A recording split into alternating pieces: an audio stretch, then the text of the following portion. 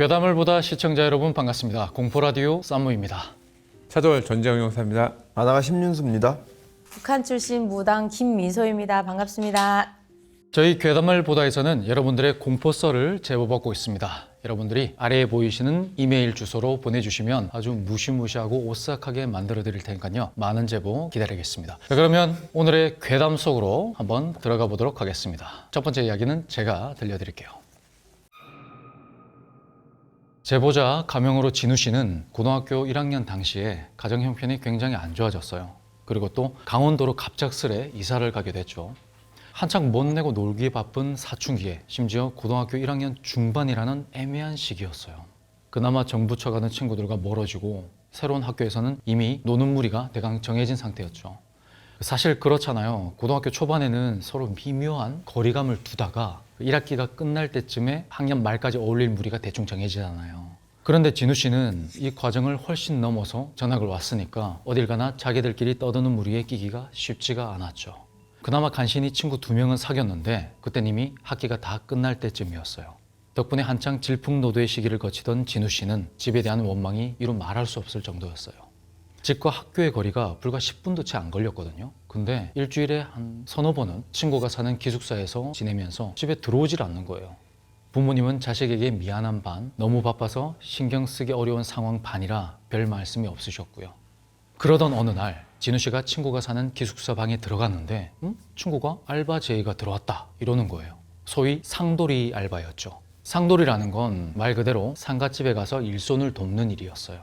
보통은 아주머니 한 분을 두고 장례업체를 통해서 진행을 하지만 당시에는 아직 그런 게 거의 없던 시절이었거든요.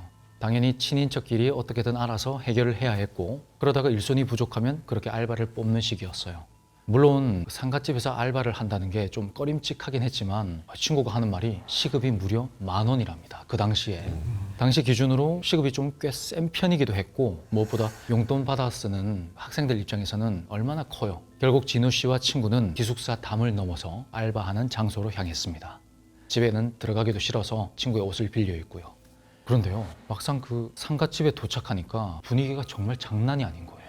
저기서는 막 펑펑 울고 있고 어디서는 막 쓰러져요. 울다가 지쳐서. 이게 고등학생이나 사회초년생 때 이런 장례식장에 처음 가다 보면 왜 그 분위기에 짓눌리는 게 있잖아요. 아무래도 익숙하지 않은 곳이다 보니까 당연히 친구도 진우 씨도 긴장을 바짝 했답니다. 일단 시키는 대로 일은 하는데 어딜 가나 눈치가 보이고 숨이 콱콱 막히더래요. 게다가 누가 데려왔는지 저쪽 상갓집 구석에 아직 학교에도 못 들어갔을 나이에 남자아이가 서 있었어요. 막 눈치를 보면서 우는 사람들을 피해서 그렇게 숨어 있는 걸 보니까 어찌나 마음이 짠하던지, 그리고 기가 죽은 건지 그 아이는 진우 씨와 친구만을 멍하니 바라보고 있었대요. 그렇게 간신히 바쁜 일을 끝내고 나니까 시간은 새벽 1시 반. 몸도 마음도 너무 힘들었지만 받아둔 돈을 보고는 그 힘듦도 싹 가시더랍니다. 그렇게 상갓집을 나와서 학교로 향하는 동안 이 돈으로 뭘 할까 막 논의를 했대요. 저쪽 시내에 나가서 노래방이라도 갈까? 뭘 할까? 막 논의를 했죠. 그러다가 학교에 거의 다다를 때쯤 결론이 났어요. 야, 그냥 우리 둘 중 하나가 알바비로 오늘 맛있는 거 쏘자.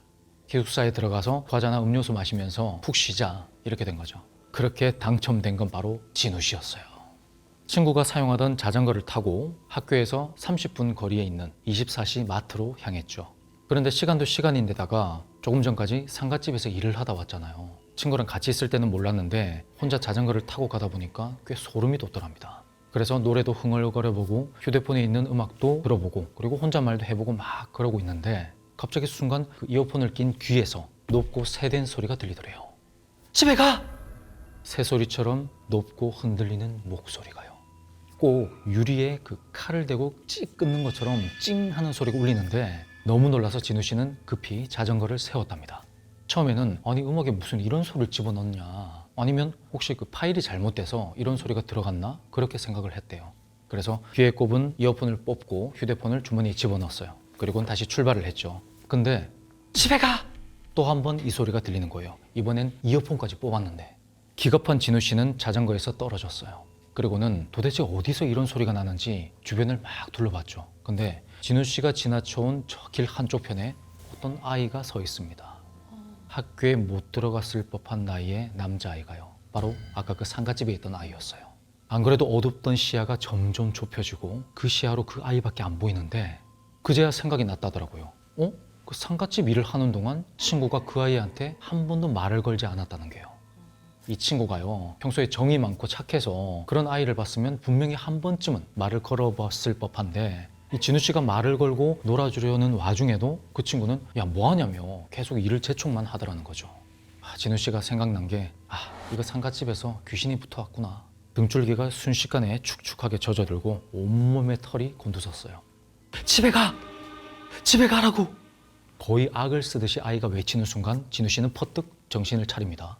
놀라서 주변을 둘러보니까 신기하게도 아직 거리가 꽤 남아있던 마트 앞이었어요. 도대체 그 먼 길을 어떻게 달려왔는지도 모르고 그 기억이 전혀 없습니다. 귀신에 홀렸다는 말이 무슨 말인지 그렇게 체감될 수가 없더래요. 그리고 머리에 남은 유일한 한마디, 집에 가! 순간 불길한 생각이 머리에 쫙 스쳤죠. 집에 혹시 무슨 일이 있나? 그러고 보니까 내가 요 며칠 집에 안 들어갔는데? 그렇게 생각하니까 그 불안한 감정이 걷잡을 수 없이 치솟더라는 거예요. 괜히 그 아이가 그 집으로 가라고 한 게 뭔가를 알려주는 것 같기도 하고요. 결국 진우 씨는 물건을 사서 기숙사로 가는 대신 집으로 향했어요. 그런데 웬걸? 집에 도착해 보니까 아무 일도 없는 거예요.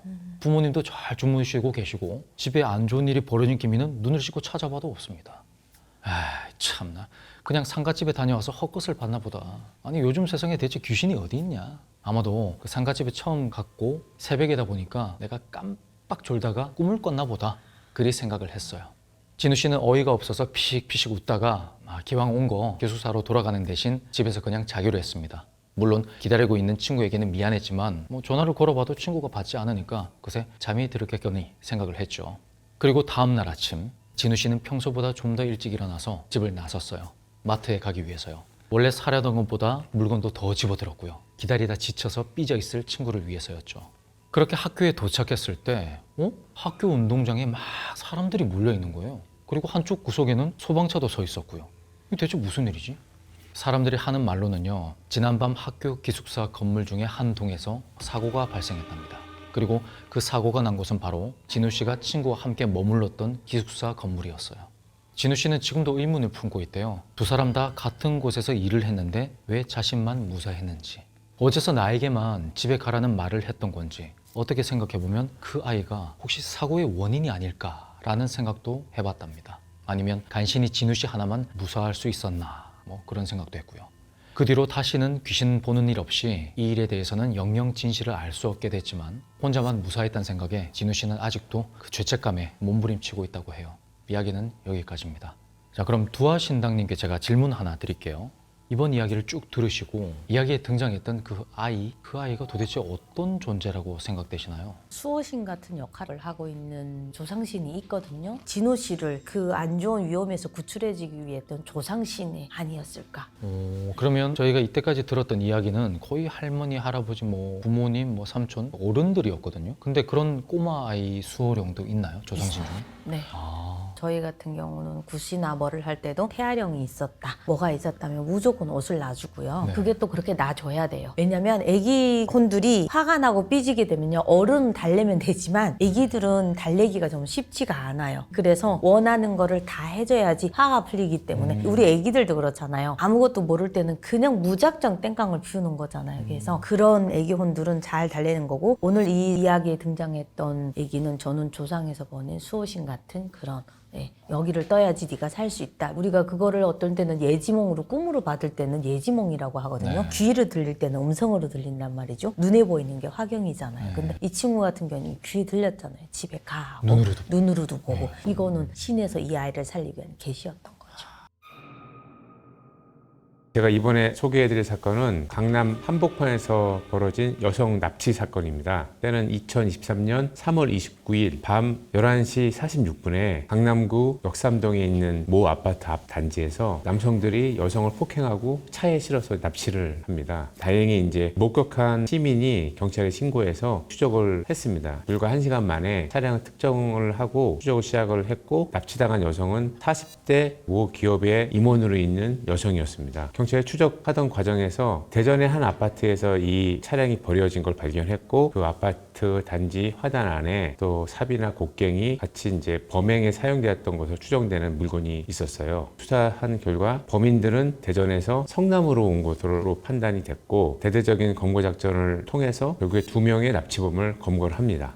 그런데 이 납치 사건은 단순하지 않았어요. 조사해 보니까 납치범들은 이 여성을 납치해서 살해하고 시신을 대전 대청댐 인근 야산에 이제 안매장을 합니다. 자신의 차량하고 범행 도구는 대전의 아파트 단지에 유기를 하고 또 렌트카를 빌려서 청주로 이동을 합니다. 각자 택시를 타고 다시 이제 수도권으로 진출을 합니다. 검거한 납치범은 황대한하고 연지호라는 두 사람이었습니다. 이 황대한은 주류회사 직원이었고 연지호는 무직인 사람이었어요. 그리고 이 사람들은 도주하는 과정에서 경찰에 검거되지 않기 위해서 대포폰을 사용하고 현금만 사용했어요. 택시도 여러 차례 갈아탔고 그리고 이제 옷도 계속 갈아 입었습니다. 하지만 결국엔 경찰에게 검거가 됐죠. 조사해 보니까 납치범들은 단순히 자신들이 범행을 계획한 게 아니라 이 범행을 지시한 사람이 있었던 거예요. 이 경우라는 사람의 지시에 따라서 범행을 했다 이렇게 진술했고 경찰이 납치 현장은 없었지만 이 경우를 이제 공범으로 체포를 합니다. 이 경우는 한 법률사무소에서 근무하던 직원이었는데 조사해 보니까 그 배후에 또 다른 사람들이 2명이 또 발견이 됩니다. 이 사람들은 암호화폐 투자를 전문적인 직업을 하고 있는 유상원, 황은희 부부입니다. 경찰은 이제 수사를 통해서 이 사건의 전모를 밝힙니다. 피해자는 가상화폐 회사에서 코인 배급 업무를 맡고 있던 임직원이었어요. 그리고 이 경우는 투자자였고 이 코인은 퓨리 에버라는 이름으로 대대적인 홍보를 합니다. 보통 이제 코인 할 때 전형적으로 보이는 처음에 급등했다가 급락하지 않습니까? 네. 그런 것처럼 처음에는 굉장히 급등을 했다가 어느 시점부터 바로 이제 급락을 합니다. 최고가는 10,000원이 넘었는데 최저는 이제 몇십 원대로 떨어지게 됩니다.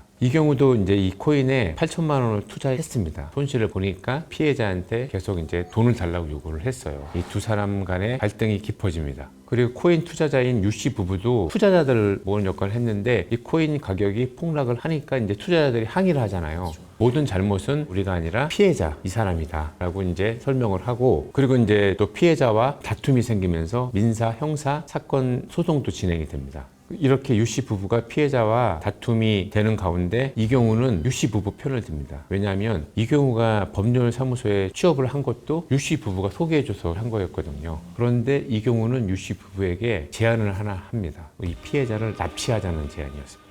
아마 피해자가 상당한 코인을 보유한 걸로 생각을 했던 것 같아요. 그래서 그 코인을 갈취하려는 작정이었던 것 같아요. 이 경우에 제안에 유씨 부부가 착수금 등 명목으로 7천만 원을 줍니다. 그리고 이 경우는 평소에 알고 있던 납치범 2명에게 경제적인 대가를 약속을 하고 납치를 사주를 한 거죠. 납치범들은 사건 발생 2-3달 전부터 피해자를 계속 미행을 했었고 사건 발생 당일에는 피해자 집 주변을 계속 맴돌았다고 해요. 그리고 납치범들이 피해자를 납치를 한 다음에 코인 지갑의 비밀번호를 알아내서 이경우한테 전달합니다. 그래서 이경우가 코인 지갑을 확인해 보니까 몇십억이 있을 줄 알았는데 불과 700만 원 정도밖에 없었다고 합니다.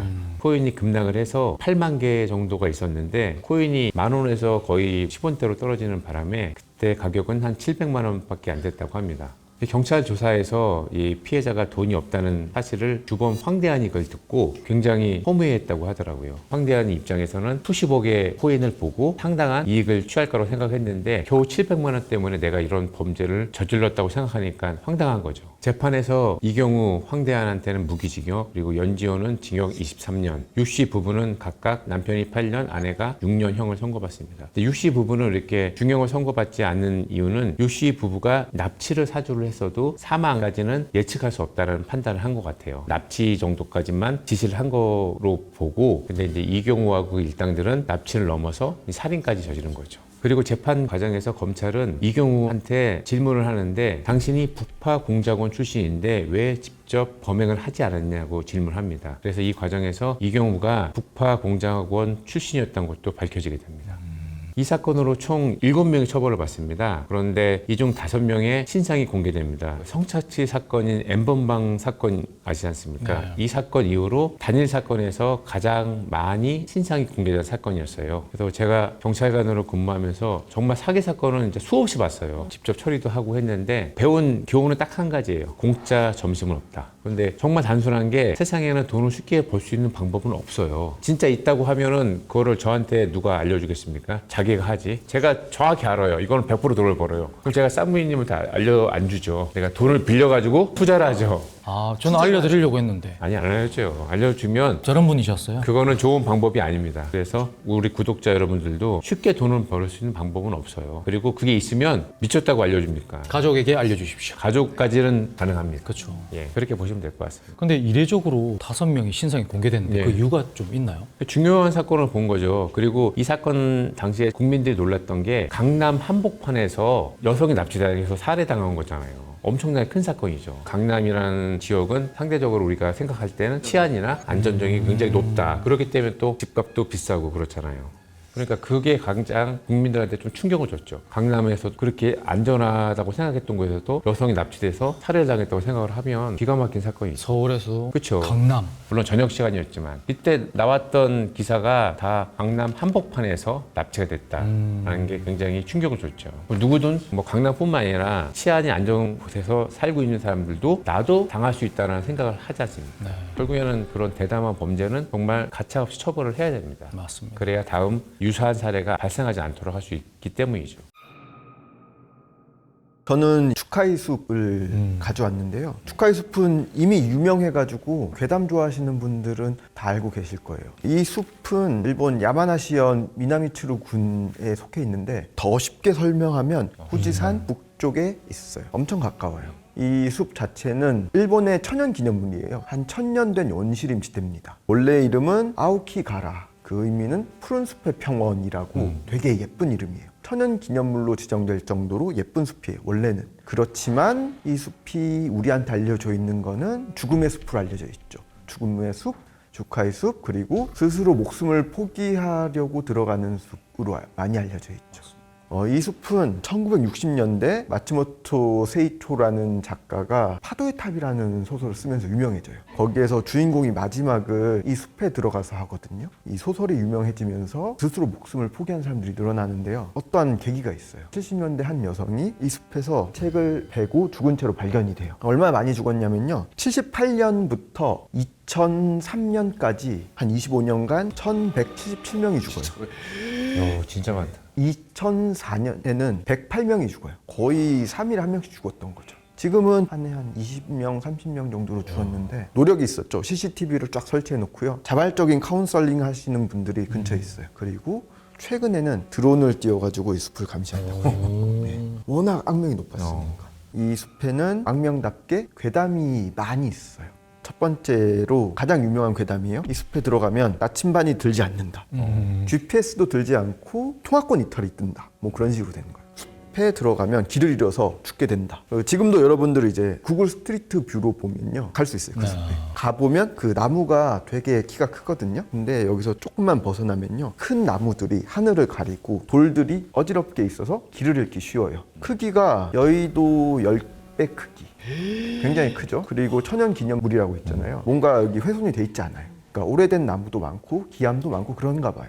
조난자가 발생하기 쉽다가 있고요. 이런 물리적인 게 아니라 애초에 그 숲에는 기묘한 힘이 작용해서 사람들을 잡아먹는다. 이게 첫 번째 괴담이에요. 두 번째 괴담은 조금 물리적인데 이 숲에 들어가서 많은 사람이 죽었잖아요. 사망 사건에 관련돼 있는 사람들이 모여 살고 있는 군락이 있다. 여기에 뭐 사연이 있던 사람들이 도망쳐 했든 혹은 원래부터 그 숲에 마을이 있었던 그런 이야기가 있어요. 괴담을 소재로 해서 주카이 마을이라는 영화가 만들어집니다. 우리나라에는 수어사이드 포레스트 빌리지라는 식으로 소개돼 있어요. 만들어진 지 얼마 안 돼 있고요. 일본에는 그런 거 있잖아요. 비밀스러운 마을이 있고 맞아요. 예, 외부자가 들어가서 일을 겪는 것들이 있는데 실제로도 많다고 하더라고요. 예. 곳곳에. 앞에 이야기는 조금 영적인 괴담이라고 한다면 이쪽은 좀 범죄 느낌이 나죠. 실제로 일본 투채널에 들어가 보면 지속적으로 그런 글이 올라와요. 여기에는 자살이 아닌 타살이 이루어지는 곳이다. 그러니까 위장한다는 거죠. 그리고 야쿠자와 관련돼 있다는 썰도 있어요. 이렇게 기다리고 있다가 대롱대롱 매달리면 가서 장기를 떼간다는 거죠.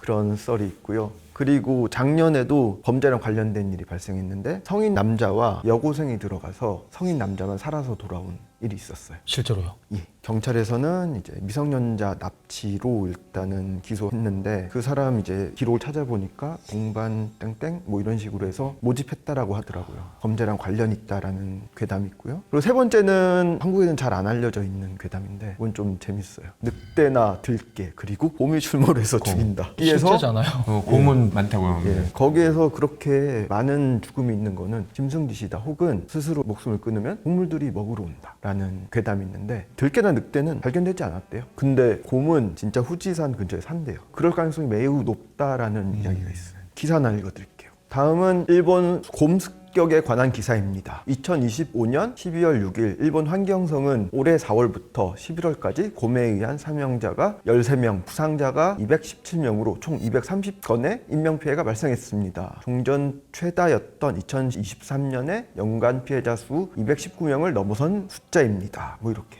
지금도 이 사건은 계속 진행 중이죠. 일본의 곰 습격 사건은.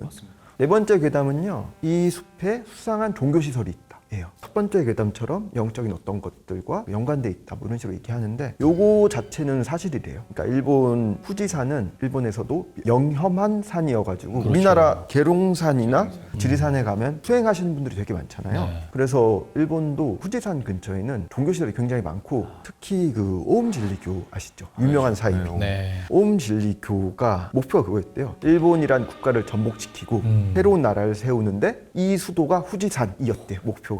야. 이거는 최근에 생긴 괴담인데 아오키가라시 괴담이 있어요. 최근에는 그 AI로 많이 만들어내잖아요. 생성형 AI로 죽음의 숲을 그려줘라고 한다면 그 숲에다가 여자를 한 명 넣는데요. AI가. 근데 여성의 생김새가 똑같아요. 가르마를 하고 머리가 이렇게.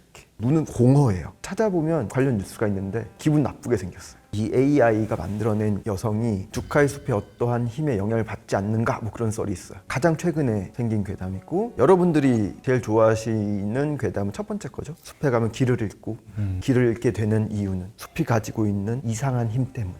이것 말고는 아까 말했던 뭐 곰 이야기나 그런 것들 네. 사람들이 별로 관심 없어. 현실적이네요. 네. 그리고 해외에서도 첫 번째 괴담에만 주목을 하는데 재밌는 이유가 있어요. 일단 CNN 선정 10대 마경에 주카이 숲이 들어가거든요. 우리나라의 곤지암도 10대 마경에 속했다가 지금은 없어졌죠. 외국에서도 주카이 숲을 굉장히 주의 있게 봐요. 미국에선 2016년에 더 포레스트 죽음의 숲이란 영화가 만들어지기도 했고요. 흔히 말하는 스스로 생을 마감하시는 분들이 자주 가는 스팟이 있어요. 그런 명소를 보면요. 다 수직 공간이에요. 쉽게 말하자면 떨어지기 쉬운 공간. 높은 빌딩 아니면 다리 아니면 절벽. 보통 이런 공간 외에는 거의 없어요. 아까 말했던 파도의 탑이라는 책이 히트하고 난 다음에 그 숲에 가서 사람들이 많이 운명을 달리했다고 그랬잖아요. 네. 보통 이런 것들은 젊은 베르테르의 슬픔에 나왔던 베르테르 효과라고 많이 해요. 예술에 휘감겨서 거기에 공명해서 사람들이 많이 움직이게 되거든요. 음악으로 치자면 글루미 선데이 그리고 뭐 회화로 치자면 스탕가 신드롬 같은 게 있거든요. 근데 그 책을 기점으로 천연 기념물이었던 그 아름다운 숲이 갑자기 죽음의 숲으로 바뀐다?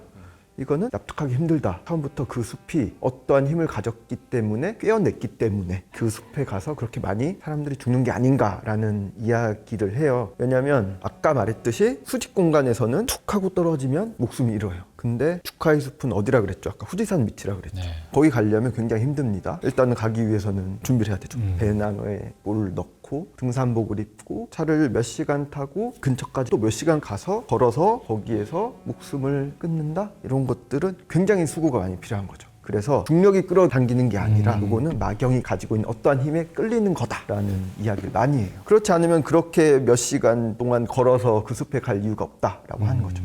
근데 그런 선택을 하기 위해서 가는 거 아닌가요? 그럴 것 같아요. 그렇긴 한데 찾아보면요. 예. 그런 공간이 없어요. 왜 그러냐면 제가 그 예전에 바닷가에 있는 곳에 근무를 한 적이 있는데 거기에 극단적 선택을 하러 오시는 분들이 많아요. 뭐 땡땡 명소 뭐 이런 식으로. 그래서 거기에 변사가 되게 굉장히 많거든요.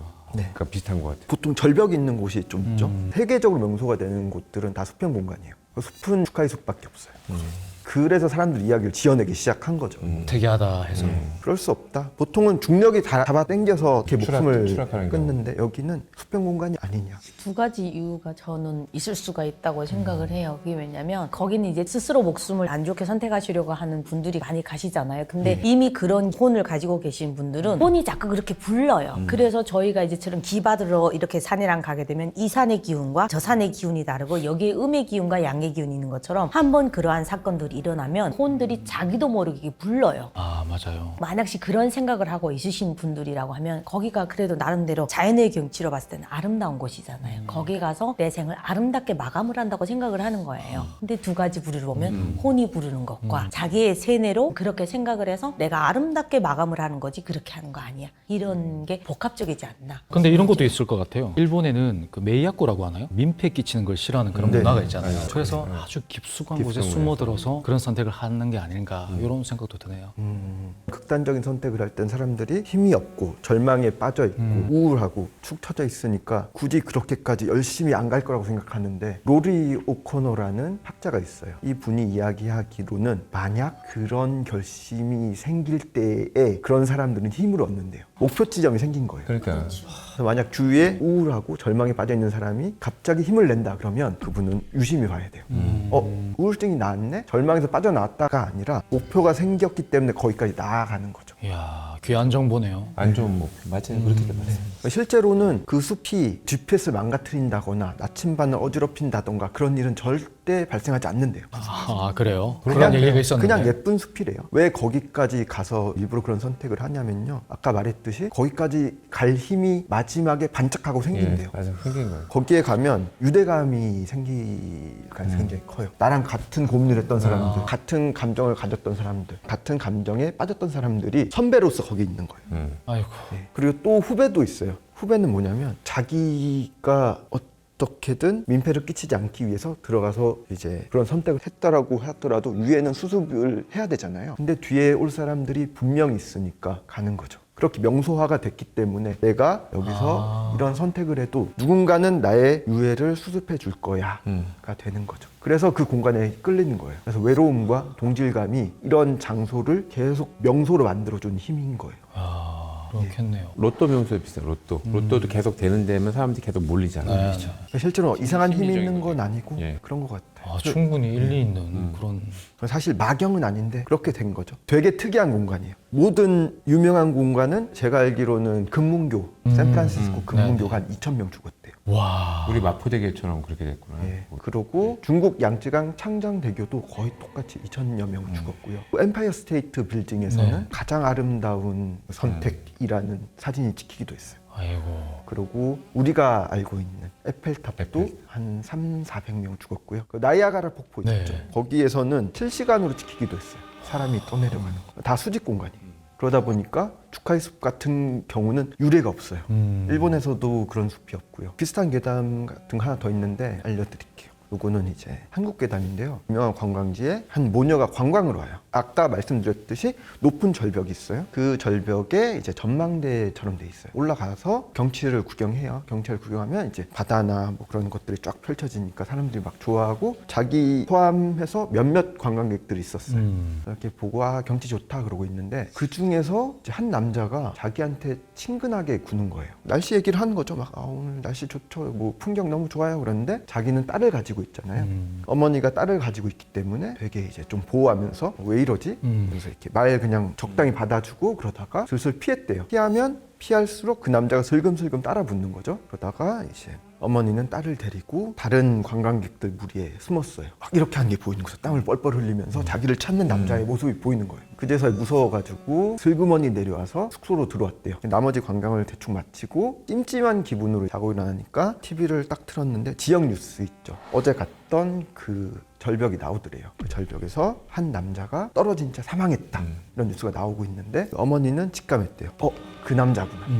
자신과 딸한테 계속 말을 걸었던 그 사망 사건이 뭐 스스로 떨어진 건지 혹은 실족사인지는 잘 모르겠지만 아무래도 스스로 택한 게 아닌가 싶고 그리고 그 남자가 자기한테 계속 말을 걸었던 이유는 자신과 딸을 데려가려고 했던 게 아닌가. 왜냐하면 자기는 딸과 어머니로서 존재하고 그 남자는 스스로 아버지이고 싶었나 봐요. 유사 가족처럼. 알고 보니까 그 전망제 역시 유명한 관광지면서도 목숨을 끊는 사람들이 많이 선택하는 장소였다고 해요. 여행을 왔다 그랬잖아요. 여행을 하다 보면 여독 때문에 좀 피곤해 보이는 얼굴을 지을 수 있어요. 그걸 보고 남자가 나와 같이 선택하려는 게 아닌가? 그러면 같이 떠나면 어떨까 하면서 계속 말을 걸었던 게 아닐까. 그 사람은 동질감을 느꼈던 거죠. 그렇게 동질감을 느껴서 말을 건 게 아니면 정말 나쁜 사람이잖아요. 와, 근데 역시 작가님다운 추측이네요. 예. 아니면 살려달라고 한 거 아닐까요? 마지막으로 따뜻한 말이라도 한번 듣고 싶어서. 사랑을 베풀어 예, 예. 달라. 그런 얘기도 떠오르는데 그런 선택하는 땡땡 명소에 어떤 가족들이 막 찾아왔어요.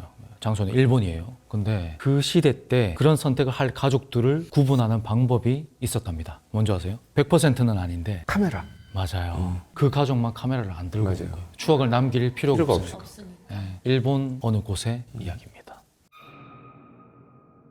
제가 들려드릴 이야기는요, 정말 라남이라는 곳에 직접 지금 현재도 자리 위치하고 있는 일본 건물이에요. 근데 거기 병원이 지어져서 지금 네. 많은 분들이 이용을 하고 있는 병원이거든요. 근데 옛날 건물이다 보니까, 그리고 여기는 누군가가 사망을 하면 시신을 따로 이렇게 안정을 하는 데가 있잖아요. 근데 그 병원은 여기가 본 건물이라면 뒤에 그냥 허름한 사체 보관하는 실실이 그냥 있어요. 그래서 한여름이면 그 옆을 지나 못 다녀요. 그 냄새. 부패된 냄새. 예, 왜냐면 고독사 하시는 분들도 이 동네도 분명하게 있고, 시신을 찾아가야 되는데 안 가져가시는, 장례 못 치우니까 안 가져가시는 분들도 있고 그러거든요. 근데 건강이 안 좋아가지고 돌아가신 분이 계셔가지고 거기에다가 시신을 보관을 했는데, 며칠 있다가 그 가족들이 장례를 치러야 되니까 평양에서 이쪽으로 온 거예요, 찾으러. 근데 그 시신이 없어진 거예요. 시신이 거기다 넣었는데 다른 시신들인데 그 사람만 없는 거예요. 그래가지고 그때 그 병원이 완전 발칵 뒤집어졌거든요. 분명히 우리는 넣었는데 그러면 어디를 갔냐, 손이 있어 갔냐, 발 있어 어디 달아났냐. 그 시신 끝내 못 찾았어요. 그래가지고 그 주변에 한동안 안전 경찰들 동네 봉쇄하고, 근데 그 시신이 어디로 갔는지 아직도 미제 사건으로 남아있고요. 그 병원이 좀 옛날 건물이다 보니까 여기를 말하면 폐가 같은 건물이에요. 그래서 병원에 들어가면 뭔가 음기가 이렇게 되게 스산해요. 네, 되게 스산해요. 들어가게 되면 멀쩡하다는 사람도 왠지 그 병원에 가면 더 아픈 것 같고, 예, 그래서 한동안은 거기에 병원이 폐쇄된다 어쩐다 뭐 한다 하다가도 병원을 다른 데로 옮길 데가 없고, 워낙 그 일본 건물이 더 튼튼해요. 지금 현재까지도 그게 되게 오래됐을 텐데. 네네. 1940 40년이 훨씬 예. 넘었죠. 그런데도 아직도 그냥 존재하고 있고. 그래서 저희 어릴 때인데 너네 그게 가지 마라. 너 저 병원 저기 절대로 가지 말아라. 아무리 아파도 그 병원 가지 말고 저기 가라. 그 사건이 있은 다음에 한동안은 병원에 가는 사람보다는 저희는 약을 구매를 해도 약국에서 구매를 할 수 있는 게 아니라 개인 간의 개인 거래를 다 할 수 있어요. 페니실린 뭐 일제 육가지두 모르핀 있잖아요. 모르핀은 딱 수술이나 뭐를 할 때만 사용이 될 수 있는데 시장에서도 그 모르핀이 판매가 돼요. 그래가지고 한동안은 병원에 죽으면 시체가 사라지고 막 이런 썰이 동네에다 막 돌고 그런 일들이 있어가지고 한동안 그 병원에 안 갔었어요. 아픈데 맹장이 왔는데도 이런 일반 그 진료소 있잖아요. 네. 그런 데 가서 막 괜히 약을 다 사가지고 가서 집도해가지고 막 수술하고 한동안 그런 사건이 있었어요. 그 고통을 참을 만큼요. 그러고 북한에는 김일성 궁전이 있거든요. 네. 아시나요 혹시 여러분들? 궁전이요? 네. 왕이 있어야 궁전이 있는 거 네, 아닙니까? 근데 그 왕에 산 사람이 사는 게 아니라 죽은 시체를 보관하는 예. 북한의 김일성 궁전이 있어요. 유리관에 이렇게 네. 딱. 네, 네. 근데 그게 왜 그렇게 하는지 아세요? 우리는 다 일반적으로 이렇게 돌아가시면, 사망을 하시면 사망 선고 장례 다치고 화장이라는 걸 하잖아요. 그렇죠. 근데 북한의 김부자들은 화장을 안 해요. 화장을 안 하는 이유가 있어요. 다시 예. 살아나려고요? 아니요. 그러면 네, 근데 북한에서는 얘기를 하죠. 네. 김일성 부자들은 영원히 영생한다고. 영생. 예, 부활하고 영생한다고. 그게 아니라 화장을 하는 순간 사람이 이렇게 받는 그 기운이라는 게 있어요. 우리가 지금 무속적으로 얘기하는 화장바람. 뭐 살 맞는다 이런 건가요? 그렇죠. 아. 그래서 김부자들은 그 수억 원의 돈을 들이면서도 선조들을 아버지, 할아버지잖아요. 그 시체를 그렇게 사는 대로 그대로 보관을 하는 거예요. 왜? 자기들이 나중에 후환을 안 끼치려고. 남들이 보기에는 되게 이렇게 선전선동용으로 위대한 실현 김일성 동지는 영원히 우리와 함께 계신다라는 선전용이지만 그 내부에는 그게 아닌 거예요. 산 사람을 화장을 하게 되면요. 그 화장바람이 어떤 경우가 있냐면 불처럼 일어섰다 불처럼 망하게 하는 기운이 있어요. 산 사람들한테. 후손들한테. 그래서 그 바람을 맞는 사람은 잘 되는 일보다는 안 되는 일들이 되게 많거든요. 그 지금 말씀하신 게 무속적인 측면에서 본 시각이잖아요. 네네. 근데 그게 이제 그 북한 주민들이 그런 생각을 보편적으로 하고 있는지가 궁금한 거. 못 하고 있어요. 아. 왜냐면 우리가 세뇌를 받다 보니까 위대한 실현 김일성 동지나 김정은 동지, 김일성 동지는 영원한 우리의 태양이라고 생각을 하거든요. 근데 태양이 질 수가 없잖아요. 그래서 그 사람들은 영구 보존한다고 생각을 하고 세뇌를 받았기 때문에 이분들은 지는 꽃이 아니고 늘 떠있는 태양이라고 생각해서 그런 거를 상상도 못하죠. 근데 제가 보니까 제가 이 신의 길을 가다 보니까 첫째적으로 그 두려움이 그거인 거예요. 그러고 두 번째로 그 자리가 오행으로 봤을 때 되게 명당 자리예요. 금의 기운도 있고 화의 기운도 있고 화라는 거는 이렇게 일어나는 기운이거든요. 토의 기운도 있고 화수목금생이 다 이렇게 상생을 하는 터예요. 그러니까 그런 터에다 본연을 하다 보니까 3대째 이제는 4대째를 이제처럼 김정은인데 지금 정은이가 김주애한테 지금 권력을 맡기려고 거의 지금 행보나 이런 거를 많이 활성화를 시키고 있거든요. 그럼 이거는 이제 4대째가 되는 거거든요. 그 대물림을 자기들이 불처럼 일어났다 망하지 않으려고 그렇게 하는 무속적인 이런 것도 분명하게 좀 그럼 김정은이 두려워서 그렇죠. 아마 예를 들어서 이제 김정은이가 이제 죽는다고 해도 똑같은 그런 방법으로 갈 거예요. 화장을 안 하고 그대로 연구보죠. 사람이 이승에 살 때 사는 집과 저승에 사는 집이거든요. 근데 우리 저승에 사는 집은 다 아무것도 안 보이는 암흑이잖아요. 근데 김부자들이 사는 저승의 집은요. 불이 완전히 이렇게 번쩍번쩍. 거기만 어떻게 화장이 다 되면 남북 통일 될 수도 있겠네요. 그럴 수도 있죠. 불같이 망할 수 있으니까. 근데 그게 불가능하다는 거죠. 참 근데 웃긴 게 뭐 무속 같은 그런 걸 다 금지하잖아요. 네네. 일반 인민들한테는. 네. 근데 자기네들은 정작 그런 걸 다 믿고 봐요. 산다는 게 참. 그렇죠. 다 보고 다 믿어요. 자기들의 권력을 쥐고 이렇게 하는데도 풍수지리나 이런 것도 보고 풍수지리 봐주시는 분들이 있어요? 있어요. 그 뭐라고 그래요?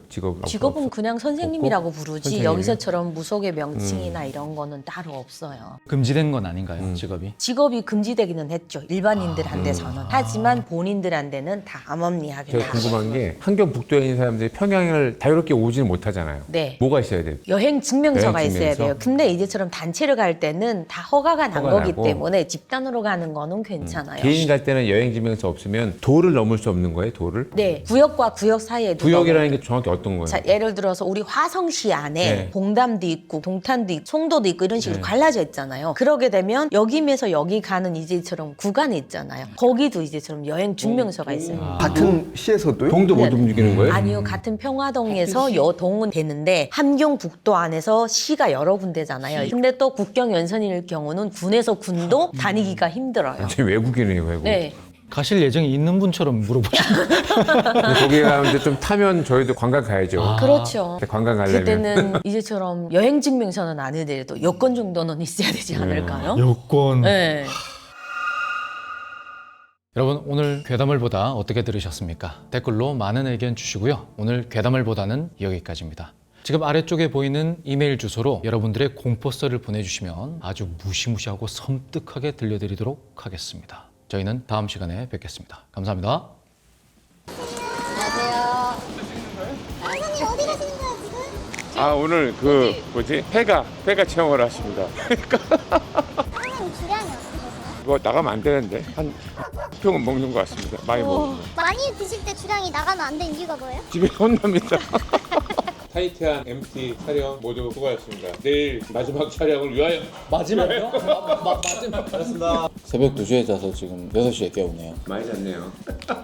병원 죽을 것 같아요. 이게 무슨 MT인지 귀멸의 칼날 보면 그 합동 강화 훈련이라고 있거든요. 약간 그런 느낌입니다. 지금 긴급 상황입니다. 짐을 한번 보여주시죠. 어떻게 생각하시죠? 유튜브계 노동의 네네네. 착취 현장을 보고 있습니다. 그 소감이 어떠십니까? 참담합니다. 오늘 저희 대표님께 영상 편지 한번 해주실 수 있으세요? 대표님, 사랑합니다. 대표님 참담합니다. 사랑합니다. 현장이 참담하대요. 참담하네요. 존경합니다. 선배님 무슨 일이십니까? 아, 저 갑자기 담이 와가지고 다리 와서. 못 봤다가 갑자기요? 친구 보이시죠? 따님이 보고 싶어서. 여기를 보시고 따님께 영상 편지 한번 따라. 시선 너머 채널 첫 멤버십이 누군지 아십니까? 바로 접니다. 네. 저를 따라서 보물 같은 컨텐츠 많이 만들어 나갈 테니까요. 여러분 많은 신청 바랍니다.